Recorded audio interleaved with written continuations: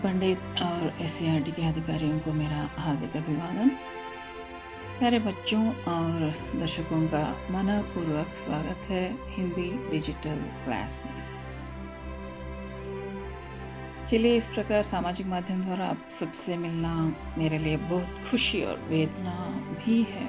क्यों खुशी? इसलिए क्योंकि घर बैठे आपसे मिलने का मौका मिला मुझे।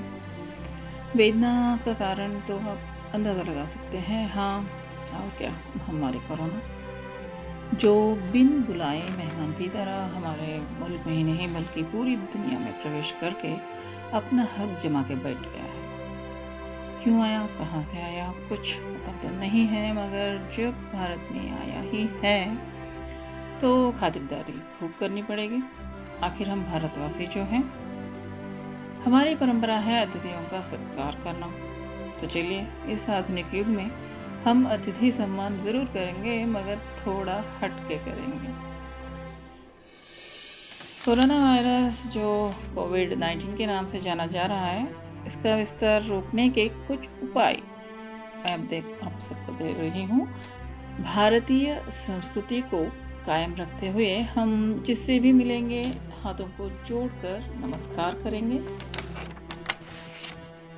तालाबंदी का समय है, इसलिए अत्यंत आवश्यक काम है तो ही बाहर निकलना है। बाहर जाने पर न्यूनतम 1 मीटर दूरी रखना जरूरी है।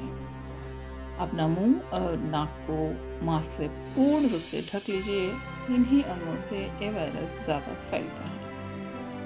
किसी भी चीज़ को छूने से पहले सैनिटाइजर ज़रूर हाथों पर लगाइए और ध्यान रखिए, सैनिटाइजर लगाने के बाद रसोई काम या किसी अन्य आँख से संबंधित काम बिल्कुल मत कीजिए।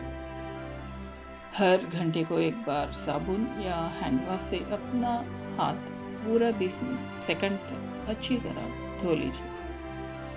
खाना बनाने से पहले, खाना खाने से पहले और शौचालय जाने के बाद अपने हाथ अवश्य साबुन से धो लीजिए।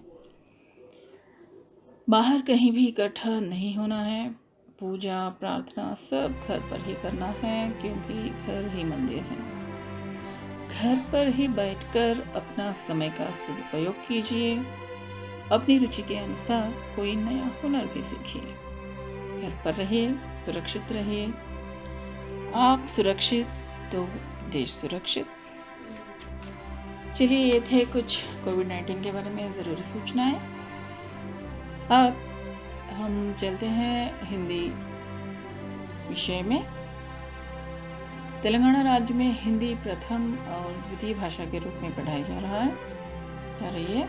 मैं द्वितीय भाषा हिंदी 10वीं कक्षा के पुस्तक में जो कवि, कवयित्री और लेखक है उनके बारे में सविस्तर रूप से आपको जानकारी देने की प्रयास कर रही हूँ।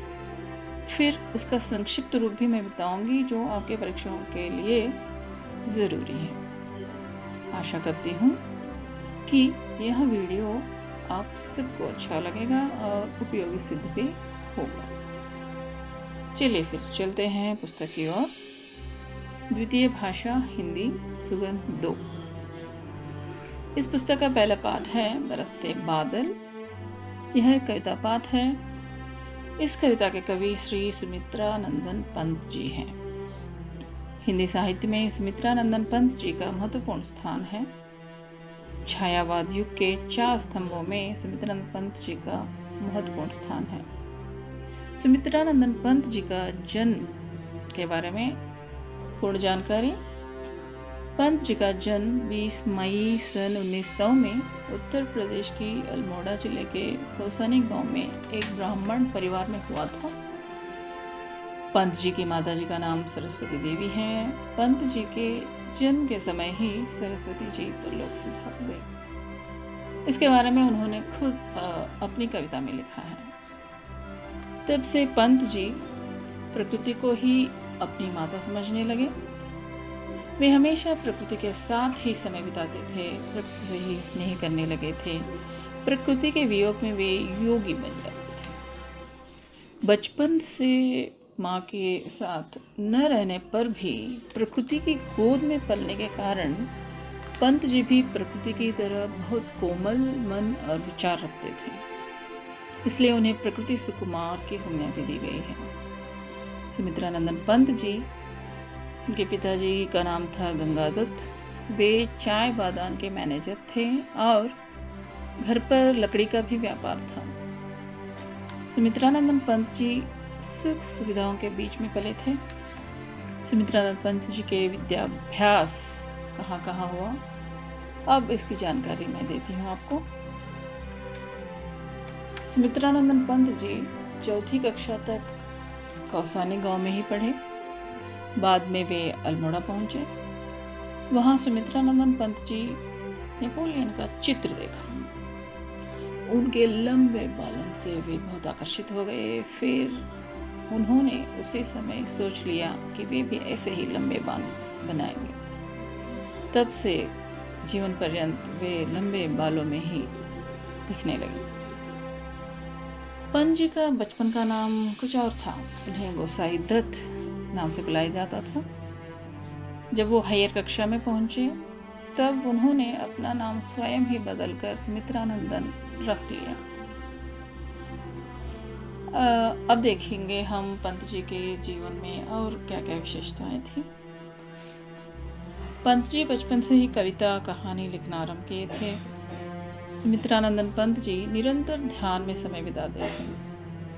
वे बनारस में पढ़ाई होने के बाद प्रयाग जाकर हिंदू हॉस्टल में रहने लगे थे। वे जब 21 वर्ष की आयु में थे, असहयोग आंदोलन चल रहा था भारत में गांधी जी के नेतृत्व में, तो उन्होंने उसमें भी भाग लिया। और पंत जी विशेषतः नारी स्वतंत्रता पर अधिक जोर देते थे। पंत जी की कविताएं अधिक तक प्रकृति के वर्णन से संबंधित है। उन्हें बादलों का वर्णन करना बहुत पसंद था। अरविंद दर्शन के बाद पंत जी चेतावनीवादी काव्य लिखने लगे थे। 50 वर्ष की उम्र में पंत जी आकाशवाणी में परामर्शदाता भी बने। थोड़े समय के बाद जब उनके भाई देवी दत्त का मरण हुआ तो इसका असर उन पर कुछ अधिक पड़ा। फिर भी उन्होंने प्रकृति से स्नेह कभी नहीं छोड़ा। वे अपना रचना कार्य करते रहे। तो देखेंगे अब हम पंत जी के जो प्राप्त हुए हैं पुरस्कार और उपाधियाँ। 1961 में सुमित्रानंदन पंत का काव्य संग्रह कला और बूढ़ा चांद को साहित्य अकादमी पुरस्कार मिला था। उसी वर्ष भारत के राष्ट्रपति द्वारा पद्म भूषण पुरस्कार भी प्राप्त हुआ उन्हें। 1965 में लोकायतन काव्य के लिए सोवियत नेहरू पुरस्कार भी मिला उन्हें।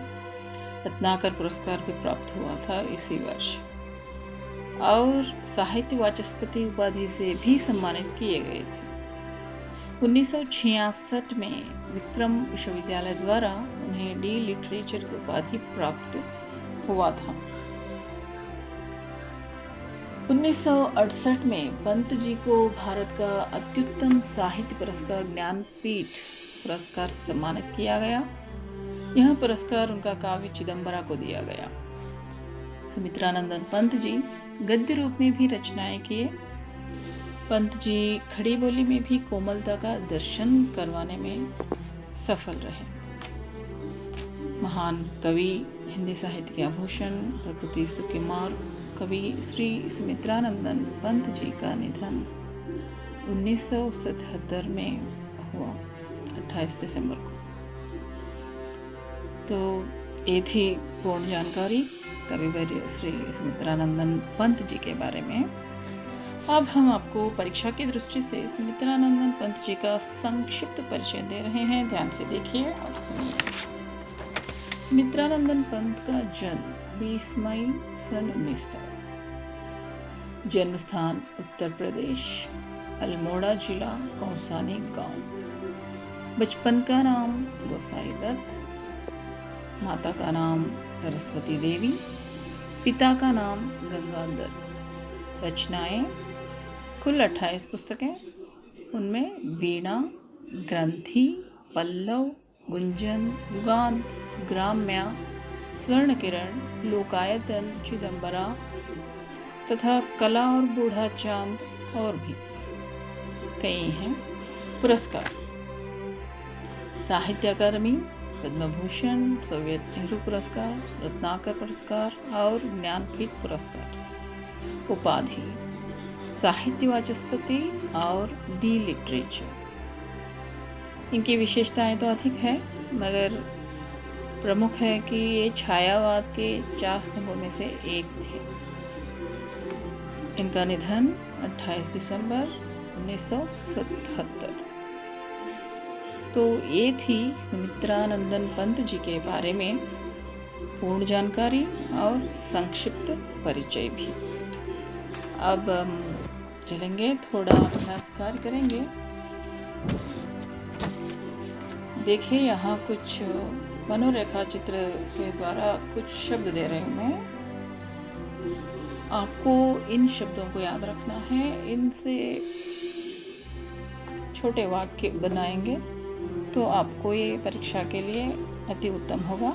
देखिए, जैसा उदाहरण मैंने यहाँ कुछ शब्द दिए हैं: सुमित्रानंदन पंत, अल्मोड़ा, प्रकृति, चिदम्बरा, साहित्य अकादमी पुरस्कार, छायावाद और निधन जैसे। तो यहाँ एक उदाहरण भी दिया है मैंने, देखिए एक बार आप, अल्मोड़ा। तो इसका एक वाक्य मैं बना के बताती हूँ आपको। सुमित्रानंदन पंत जी का जन्म उत्तर प्रदेश के अल्मोड़ा जिले में हुआ था। तो देखिए, इसी प्रकार आप इन शब्दों को याद रख के एक शब्द से दूसरे शब्द को जोड़ते हुए सुमित्रानंदन पंत जी के जीवन के बारे में वाक्य रूप में बना सकते हैं। तो ये रहा आज का कवि परिचय सुमित्रानंदन पंत जी के बारे में। आशा करती हूँ कि आपको सुमित्रानंद पंत जी के बारे में अधिक जानकारी देने में मैं सफल हुई हूँ। आपको अच्छा लगा तो ज़रूर शेयर कीजिएगा। अगले वीडियो में और एक कवि या लेखक का परिचय आपसे करवाऊँगी। मैं शारदा वाई, जिला परिषद हाई स्कूल बालनगर, नर्मदा जिले से। अब मैं विदा लेती हूँ, फिर मिलेंगे। घर पर रहिए, सुरक्षित रहिए। धन्यवाद।